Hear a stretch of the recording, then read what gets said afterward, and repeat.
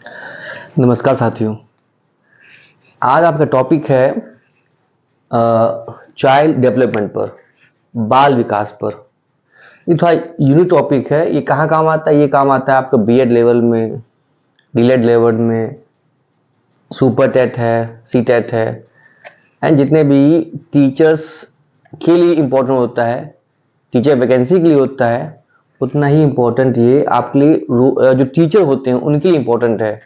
हमें कैसे बच्चों को पढ़ाना है, किस लेवल पढ़ाना है, कितना पढ़ाना है, हर एक पॉइंट को ध्यान रखते हुए हम लोग बाल विकास पढ़ते हैं। जिस टीचर को या जिस बच्चे को बाल विकास अच्छी से आ जाती है तो वो किसी बच्चे को मॉडिफाई कर सकता है, उसे वो जो नॉलेज देना होता है वो दे सकता है। कैसे?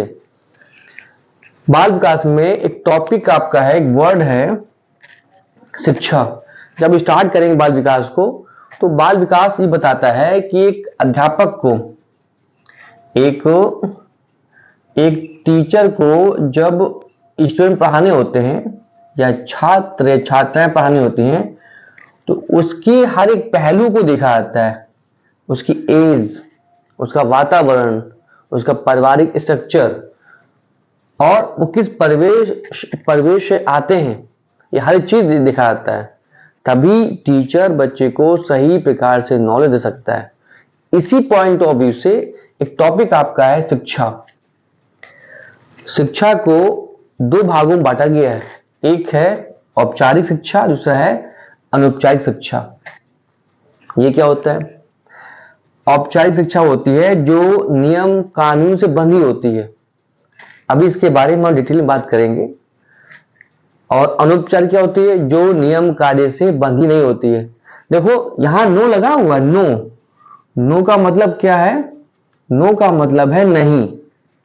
हमें एक चीज बस याद रखना है, नियम कानून से, नियम कानून से बंधा हो, नियम कानून से बंधा हो तो क्या जाएगा? वो होगा औपचारिक। और जो नियम कानून से नहीं बंधा होगा, नो लगा, नो मीन्स नहीं, जो नियम कानून से नहीं बंधा होगा वो कहां भेज दोगे? उसको अनौपचारिक में।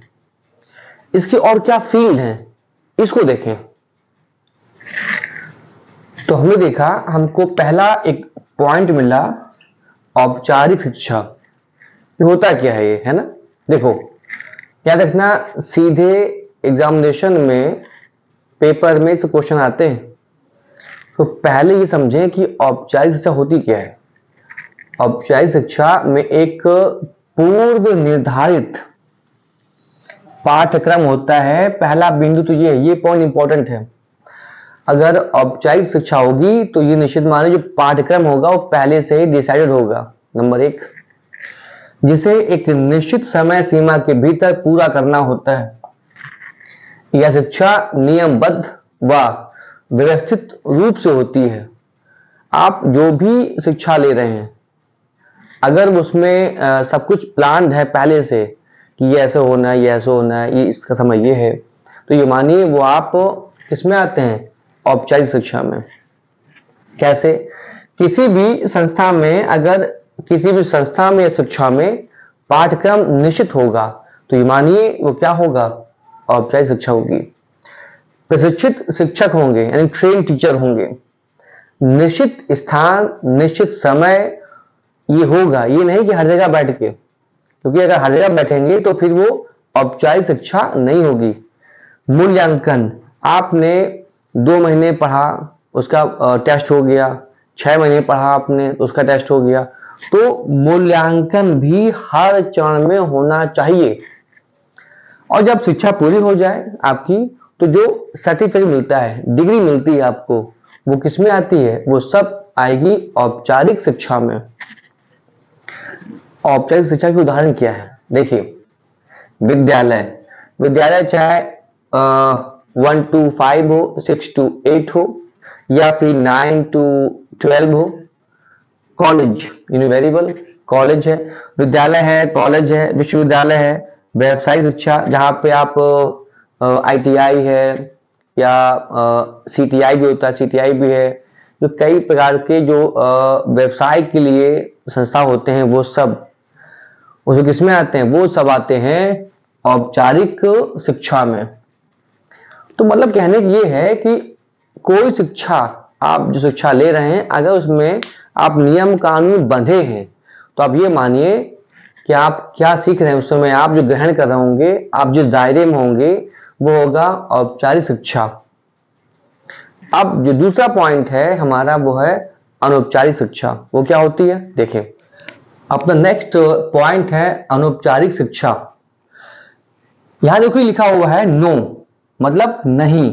जो शिक्षा नियम कानून से नहीं बंधी है, जिसमें कुछ टाइम टेबल नहीं है, कोई निश्चित उसकी व्यवस्था नहीं है, तो क्या होगी, अनौपचारिक। हमें एक चीज पकड़ना यहां पर है, क्या पकड़ना है, हमें पकड़ना है नियम। क्योंकि औपचारिक में और अनौपचारिक में दोनों ही मतलब नियम तो होते हैं, लेकिन पकड़ना क्या है, अगर नो लगा है तो इसका मतलब है वहां पर नियम नहीं होगा, अगर औपचारिक हो तो क्या होगा, नियम होगा।